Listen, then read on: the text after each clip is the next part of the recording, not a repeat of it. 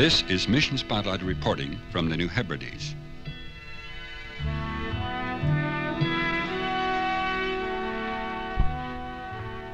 Hundreds of wide-flung tropical islands sprawl across the vast waters of the South Pacific. These islands are home for peoples who live intimately with the wind, sun, and sea. Islands with spectacular volcanoes, coral islets with vivid colored reefs, small, strange lands. The 80 isles of the New Hebrides extend 450 miles in a slanting Y-shaped chain, 1,200 miles northeast of mainland Australia. On some of the islands, wild horses run freely across the open interior plains. For some of the islanders, pigs give life a special meaning and are a way to power. The lower canines of the pig grow in circles if the corresponding upper teeth are removed. In 7 years, a complete circle is grown. With a second circle, the pig becomes virtually priceless. During the rare growth of a third circle, admission is charged to see the animal. An unusual tropical beauty and tranquility belong to these bits of land. It was the northern New Hebrides Isle of Santo that inspired the musical South Pacific.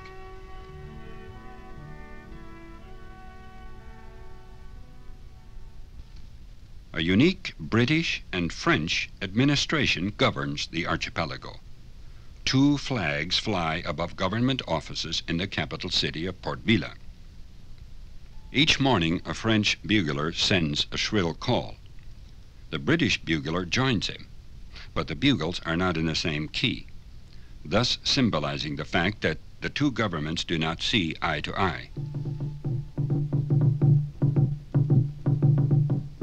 Slit-log drums once resounded through these islands, calling people to ceremonies, festivals, and war. Carving and hollowing a hardwood log required more than a year. But the sound from these huge logs carried 5 or 6 miles, and the drums lasted more than 100 years. The people in the New Hebrides are Melanesian. Their forefathers lived in the days of aggressive hostility, savage cannibals, dangerous, bloodthirsty warriors. Through gradual penetration of Christianity and Australian government controls, the people have changed. With deep pride, Mission Spotlight reports on the work of the Seventh-day Adventist Church in these islands. The lovely church at the district mission on Efate Island is truly a monument to God.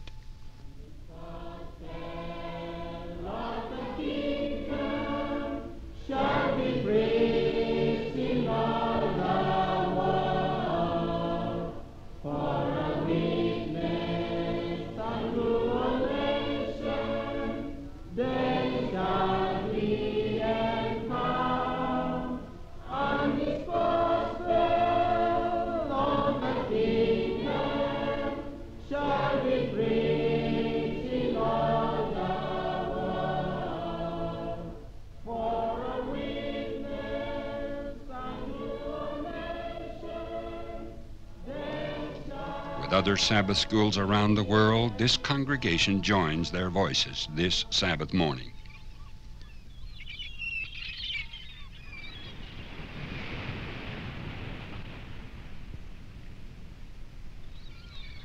A few miles away, sounds of the ocean echo through a primitive little shelter. Bush pole framework, woven bamboo walls, bright tin roof, crushed coral floor, coconut trunk furnishings. It was the dream of layman Charlie. From Wifaleno and them like long stop with them all man long village from everyone is Presbyterian. So you like long come stop close up long church belong you. Also you man 7 day, all right.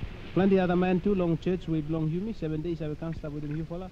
So make a church where he can invite his pastor and friends was his first goal to build up his home community of Pango.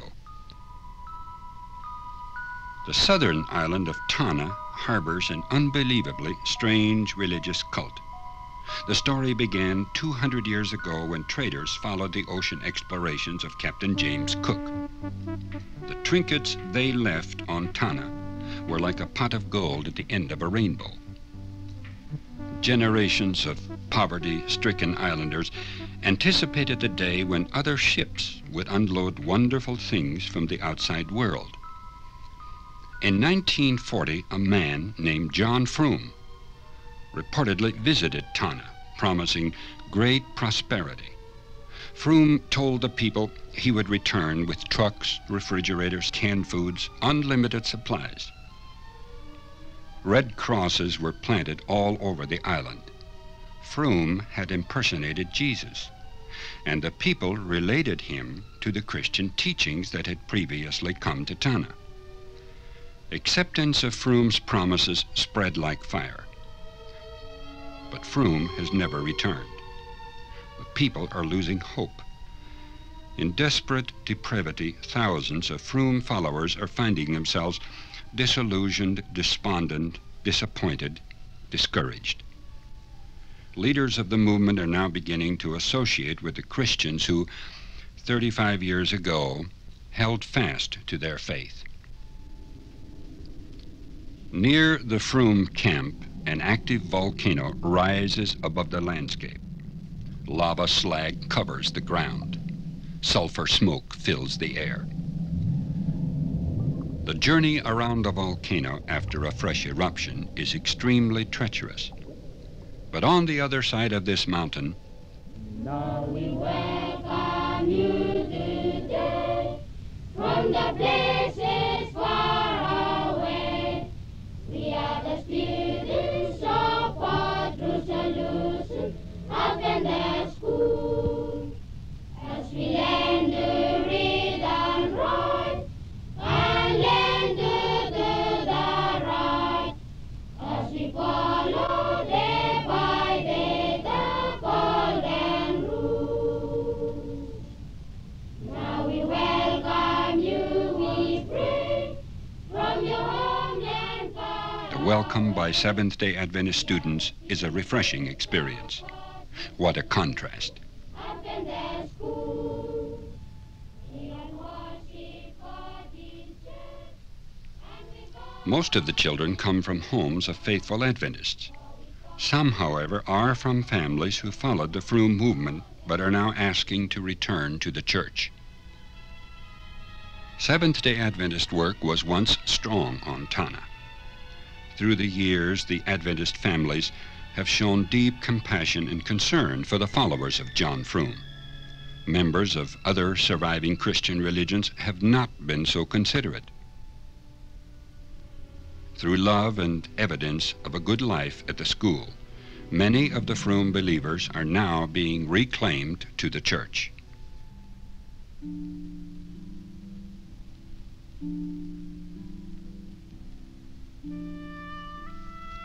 Auri is a tiny island in the northern part of the New Hebrides, so small few maps identify it,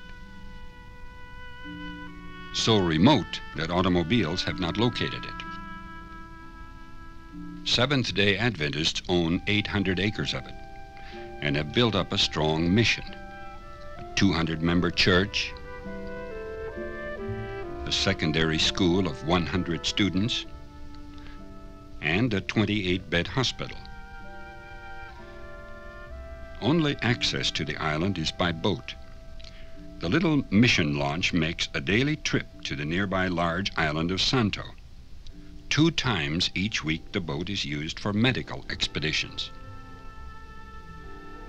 It is to the Auri mission post that the Sabbath school members direct attention this quarter. The small hospital must operate with limited provisions. Emergency cases are often brought in from surrounding islands. The medical personnel are hampered in caring for patients by lack of laboratory facilities, essential equipment, and limited supplies. First priority, however, will go to a new boys' dormitory for the school.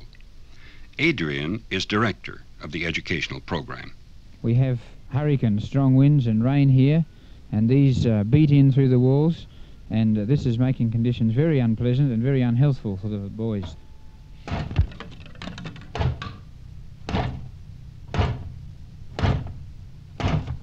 The Auri mission has set a goal to establish a complete training program.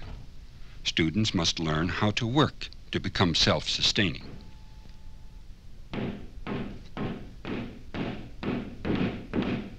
In the woodwork shop, the boys built desks for their classroom.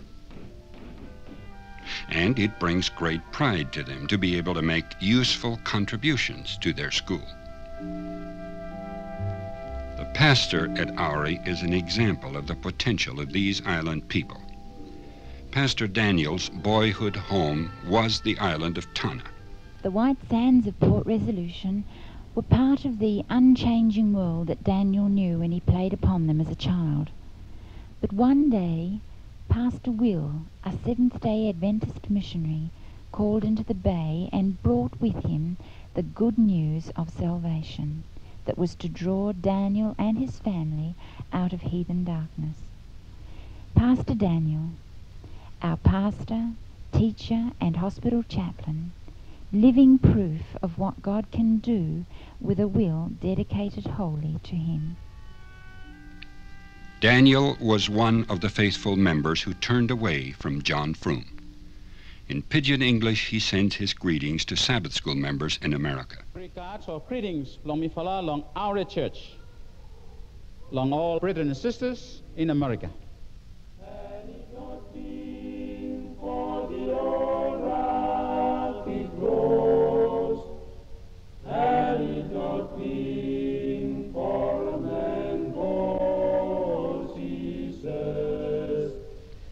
This is Mission Spotlight reporting from the South Pacific.